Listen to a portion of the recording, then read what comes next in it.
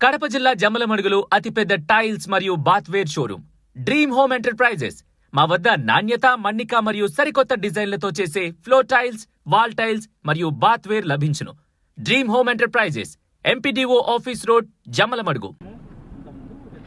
మా అబ్బాయిది issue investigation ఉంది కాబట్టి నేనేమి క్లియర్గా విశ్లేషించి చెప్పితే మంచిది కాదనుకుంటున్నా. అదే రకంగా ఈ నివేదికను టోటల్గా మా పార్టీ అధిష్టానానికి pin to point, pin to pin డీటెయిల్గా మా అధిష్టానానికి ఇవ్వడం జరిగింది. ఒకటి మాత్రం క్లియర్గా చెప్తా, మా అబ్బాయి ఎటువంటి తప్పు చేయలేదు, డ్రగ్స్ తీసుకునే అలవాటు లేదు.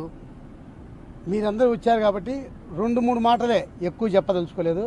2-3 మాటలు వాస్తవ మాటలు చెప్పి ఆ తర్వాత డీటెయిల్గా ఇన్వెస్టిగేషన్ పూర్తయిన తర్వాత విత్ ఎవిడెన్స్తో డీటెయిల్గా మేము ముందుకు వస్తాం. ఆ 2-3 మాటలు ఏంటంటే, మా అబ్బాయికి ఆపరేషన్ జరిగింది, హార్ట్ ఆపరేషన్ 2021లో హార్ట్ ఆపరేషన్ జరిగింది. హార్ట్ ఆపరేషన్ జరిగినప్పుడు పెద్ద స్టెంట్ కూడా వేశారు. ఆ రోజు వేసినప్పుడు డాక్టర్ సలహా ఏం చెప్పారంటే 130-140 రేటు పల్స్ రేట్ కన్నా మించకుండా నీ ఆరోగ్యం కాపాడుకోవాలా, లేకుంటే ప్రాణాపాయం ఉంటుందని చెప్పి ఆ రోజు డాక్టర్ సలహా ఇచ్చారు. దాని ప్రకారంగా మెయింటైన్ చేసుకుంటూ ఎప్పటికైనా 110-120 ఇస్తే ట్రెడ్మిల్ చేయాలంటే 110-120 పల్స్ రేట్ వచ్చినప్పుడే మా అబ్బాయి సుస్థ అయిపోతుంది.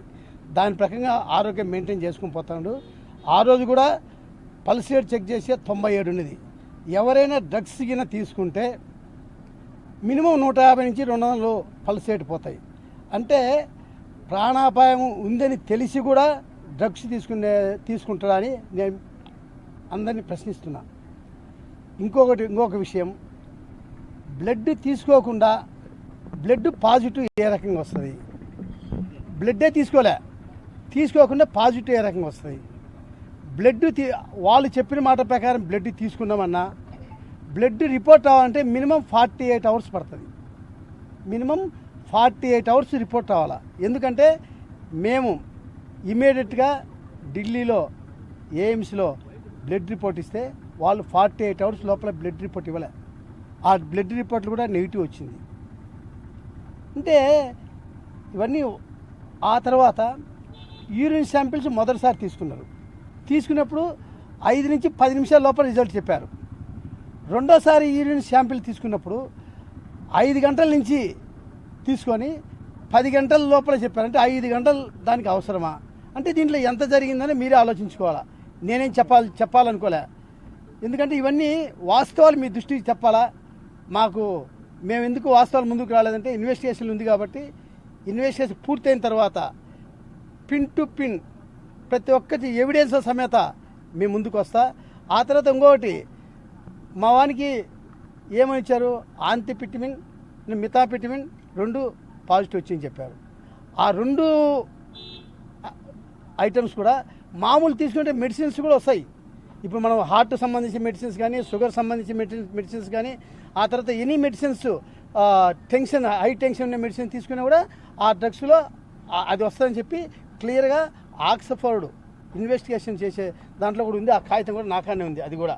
ఎందుకంటే ఇవన్నీ రేపు ఇన్వెస్టిగేషన్ పూర్తయిన తర్వాత ఈ వాస్తవాలు క్లియర్గా నేను కాదు, మా అబ్బాయే ప్రెస్ ముందుకు వచ్చి పిన్ టు పాయింట్ ఎవిడెన్స్తో సమేత చూపిస్తాం. ఒకటి చెప్తున్నా, 100% మా వాడు తప్పు చేయలేదు, డ్రగ్స్ అలవాటు లేనే లేదు. అది ఇంకా అతను మీరే ఆలోచించుకోండి.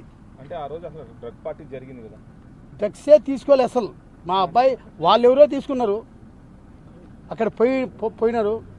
పోయిన తర్వాత పరిస్థితి వాతావరణం వేరేగా ఉన్నది. ఇమీడియట్గా రివర్స్ రావాలని కూడా మా కారు అక్కడ దించి వేరే చోట పోయినది. అదే మా కారు నుండి ఇమీడియట్గా 10 నిమిషాలు వెళ్ళిపోయాడు.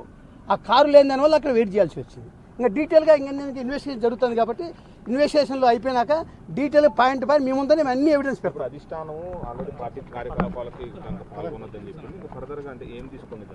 అది పార్టీకి డీటెయిల్ నివేదిక ఇచ్చినాం. పార్టీ ఆలోచించి నిర్ణయం చెప్తారు.